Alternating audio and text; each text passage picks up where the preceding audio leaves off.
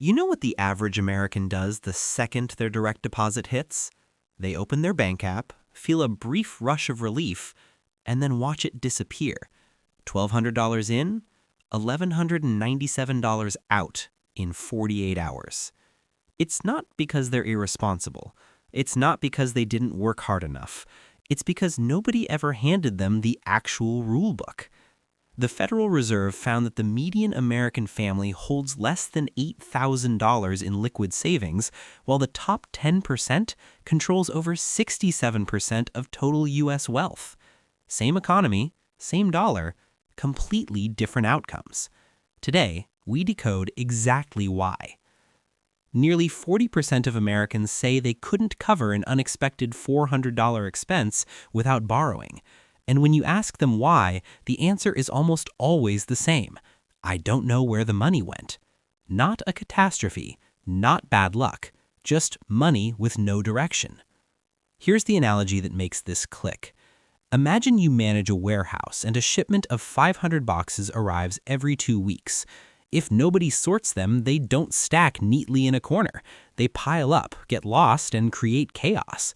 But if every box has a label and a destination the moment it arrives, the warehouse runs itself. Your paycheck is that shipment, and most people never label a single box.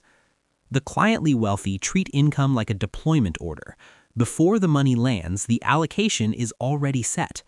A fixed percentage moves straight into investments, automatic, invisible, non-negotiable. A portion builds the emergency fund. A slice goes toward learning and growth. The rest covers necessities and intentional enjoyment. Not deprivation, intention. The percentages shift based on your life. The discipline doesn't. Before your next paycheck hits, write the job of every dollar it contains. Start here. 50% needs, 20% investments, 10% emergency fund, 10% learning, 10% guilt-free spending. Adjust to fit your reality, but give every dollar a roll before it arrives, because money without a job doesn't wait. It walks straight out the door. Experian research found that Americans with lower credit scores spend nearly 23% more on discretionary purchases than those with excellent credit. Not because they earn more, because spending feels like momentum. Our entire cultural environment is engineered to make you confuse excitement with progress. Behind closed doors, quietly wealthy people are doing something that would bore most people to sleep. Same car for 7 years, same apartment until they own it. No announcement, no upgrade, just invisible, compounding momentum. Think about water and rock. Rushing water crashing dramatically against a cliff makes a great scene, but it doesn't carve the canyon. The slow, quiet, consistent trickle over centuries cuts through solid stone. That is compound interest. That is what boring actually does over time. Automating $200 a month into a broad index fund at age 25, no market timing, no hot tips, compounds at a historical average of 7% annually into over $240,000 by age 55. Not from a windfall, from boredom repeated without interruption. Automate one boring financial behavior this week. A $200 auto transfer to savings.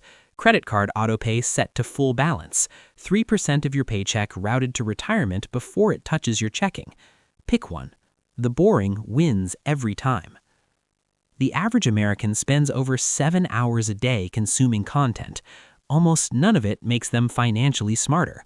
Meanwhile, a quieter group of people is spending even a fraction of that time learning how money actually works, and the gap that creates over a decade is staggering. Here's why. Knowledge about money compounds exactly like money itself. The person who genuinely understands tax-advantaged accounts in their 30s doesn't just save a few $100s. Over a lifetime of better-informed decisions, they save tens of thousands. The edge isn't dramatic, it's quiet. And over 20 years, quiet edges become canyons. Think about two people starting the same job on the same day. One goes home and watches 3 hours of TV. The other spends 30 minutes a week learning about personal finance. In year 1, the gap is invisible. By year 15, One of them is financially free, and the other is still wondering where the paycheck went. Same salary, different education. The quietly wealthy are not geniuses. Most will tell you they still feel like they're catching up, but they are patiently, relentlessly curious. They research before they move. They read the footnotes. They think slowly but correctly, and over decades, that is worth more than any hot tip you've ever heard. Pick one financial topic you don't fully understand but know you should. How your tax bracket actually works. What an index fund really does with your money. What a Roth conversion ladder is. Commit to 30 minutes a week for 2 months. Just learning, zero pressure to act. That quiet knowledge will pay you back for decades. Your time has a dollar value whether you've calculated it or not. If you earn $50,000 a year, that's roughly $24 an hour. Now, if you're driving between 3 stores every Sunday to save $18 on groceries, you just spent $72 worth of your time to save $18 in cash. That is not frugal. That is a losing trade most people make every single week without ever running the math. Picture 2 architects handed the same project. One drafts every line manually, the other outsources the drafting and spends her time only on the structural decisions no one else can make. In 1 year, one finishes 2 projects, the other finishes 9. The bottleneck was never talent, it was time allocation. Quietly wealthy people are ruthlessly intentional about where their hours go. They'll pay $80 a month for someone to clean their apartment if it frees 4 hours to build a skill or rest properly. Because they understand something that sounds obvious but almost nobody actually lives by. Time is the only resource you cannot earn back. Every other loss can be recovered, an hour cannot. Name one recurring task that costs you 2+ hours per week and drains your energy. Calculate what outsourcing it would cost, then calculate what you could build, learn, or recover in those hours instead. For most people, the math is obvious the second they actually run it. The only thing stopping them was never running it. Americans spend an estimated $1.3 trillion annually on non-essential goods, and a massive chunk of that spending has nothing to do with the item. It's about the story the item tells on behalf of the person carrying it. Social signaling dressed up as personal taste. 2 neighbors. One pulls out every morning in a brand new leased BMW, clean, polished, impressive. The other drives a 6-year-old Camry with 90,000 miles and a small dent. Every person on that street assumes the BMW driver is ahead, but here's what nobody sees. The BMW driver has $340 left after bills and a credit card balance quietly growing for 2 years. The Camry driver just maxed her Roth IRA, has a $35,000 emergency fund untouched, and is 3 years from paying off her mortgage early. One of them is rich. One of them looks rich. Those are not the same thing. Thomas Stanley spent decades researching actual American millionaires and found that the majority drive used cars, shop at regular grocery stores, and live far below what their income could support. Real wealth does not need an audience. When you stop spending money to manage other people's perception of you, your money finally starts working for you instead of working for your image. Think of one purchase you've been considering to signal something to the people around you.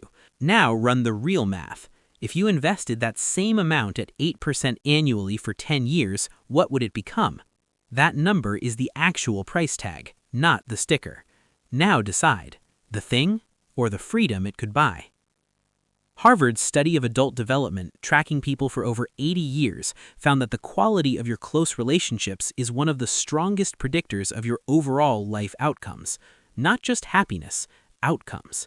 And money is no exception. Your peer group sets your definition of normal. If everyone around you is paycheck to paycheck and treating every raise as an invitation to upgrade, that becomes your baseline. Not because you're weak, because that is how human psychology actually works.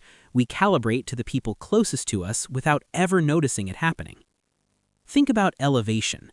Water always finds its level. Surround yourself with people operating at a certain financial altitude, and your habits, expectations, and decisions will gradually settle there too, almost automatically. Change the altitude of your environment, and your own level adjusts over time.